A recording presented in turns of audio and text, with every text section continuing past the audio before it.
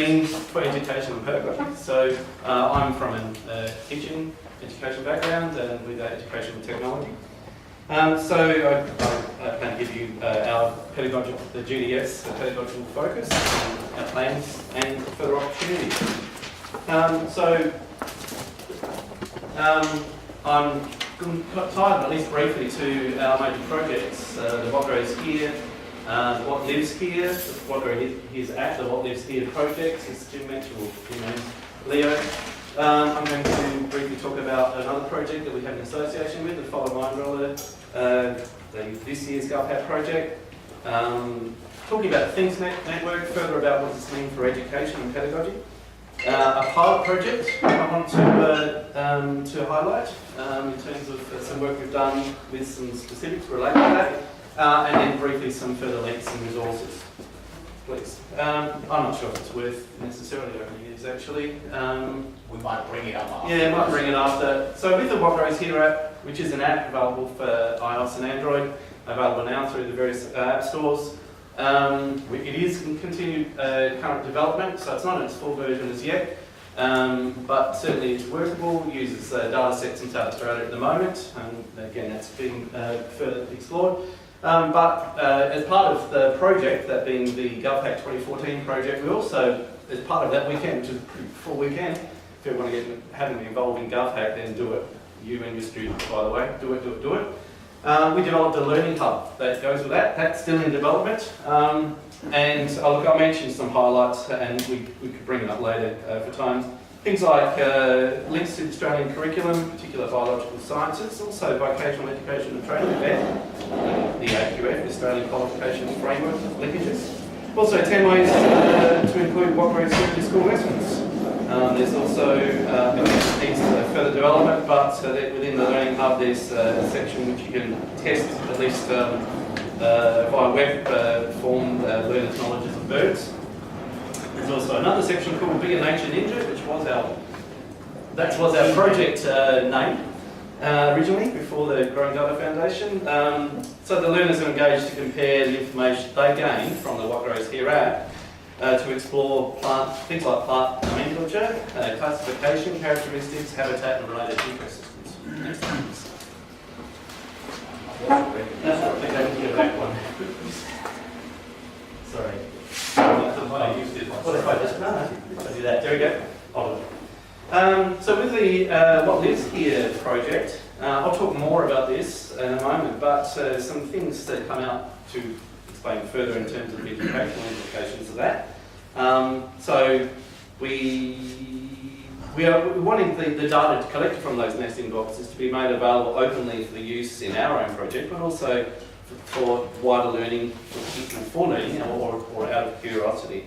I feel like I'm repeating some of this, but briefly mentioning scientists and citizen science projects that will be able to use the data to inform and plan their projects.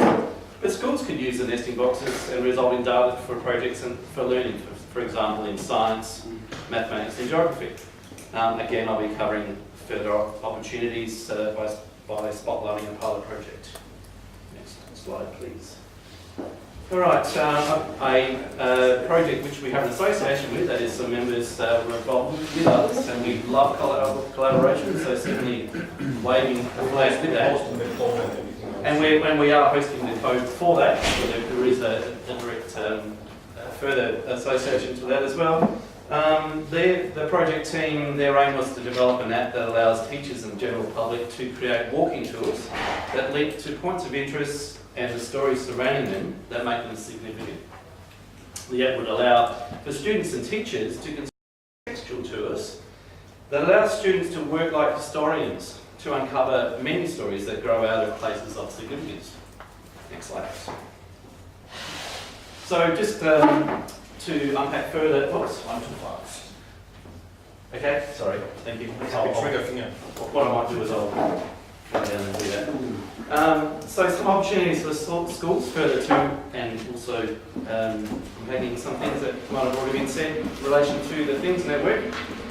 Schools are ideally suited to be gateway hosts, both from considerations with infrastructure and education. Again, if you want that opportunity, we're glad to work with you to do what's possible.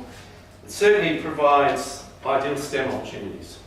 Absolutely. It's a science and science enabler. It provides learners a better understanding of the local environment. And within that, there's a sense of participation and connectivity with the local environment, community and environment. And the open nature of the hardware enables students to gain skills in electronics by constructing both kit and bespoke sensor boards. So certainly there's those possibilities. Well done. So, to spotlight a pilot project that we've been working on. So, it's known as the pilot planning and consultation project, known as the Things Network, Internet of Things Radio Network, develop related educational content for local council. So this is something that we have been working on, we want to continue to actually effect. So certainly the plan involves provision for STEM curriculum, co-design and implementation. The initial project's education focus includes the provision of opportunities for students at multiple educational institutions with experimentation using the related hardware and software in a classroom setting. Additionally, the plan would also see a community focus involved in construction of multiple microbat boxes. So that was within the project that we were at least planning for. Certainly that was the wishes instead of bird boxes, so certainly they could be adapted. So with this, as a side issue, we might work with the local men's shed to develop the capability to enable the men's shed to construct smart nests for the local council area. So it could be students themselves in schools. The outcome of the project would result in multiple microbat smart nests connected to the Things Network. The design of the smart nest could then be open source, the design itself. The men's shed or the school could then promote come and build your own microbat box workshops. So further, that within the learning kit design and construction support hosting and development phase, the aim would be to work with local educators to build and deliver a curriculum that's run in terms of initiated through workshops.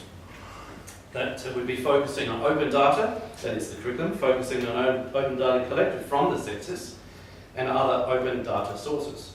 The curriculum involves focusing on building and deploying sensors and solving questions through data analysis. Again, certainly within the co-curriculum design, we love to work within school settings, and certainly that would come down to the needs of the school. The endpoint would be the provision of kits for classroom and also for temporary outdoor use, although they wouldn't be waterproof in terms of the specifications we're working to. Next slide, please. And further to that in the co-design phase would have involved co-design workshops, working with multiple educators located within the council, in the incarnation of that project at least, to design curriculum, and the host or the actual space is based on an open source H5P, it's a learning authoring platform in terms of learning space. The design phase would involve the building of the curriculum. The hosting phase would be involving hosting and support of the online learning platform, providing the curriculum to be delivered. Next slide, please. So we've just got some resources which we're sharing these slides. Yeah, definitely. Yeah, so definitely. we won't launch into those. You certainly would be familiar with some of these. Just to remind you, one of our members made sure they reminded me of the SAMR model in terms of the integration of technologies and not getting in the way of education, it should be education driven. So through in terms of levels of importance, I certainly flag that. It's a really robust way of working. But there's some terrific resources in there, and I've got some within the presenter's notes. Bits and pieces related to that. Certainly I'd commend you to those as well. So, final slide. Certainly, thank you very much for this opportunity. We are looking for, we really appreciate the opportunity to present today.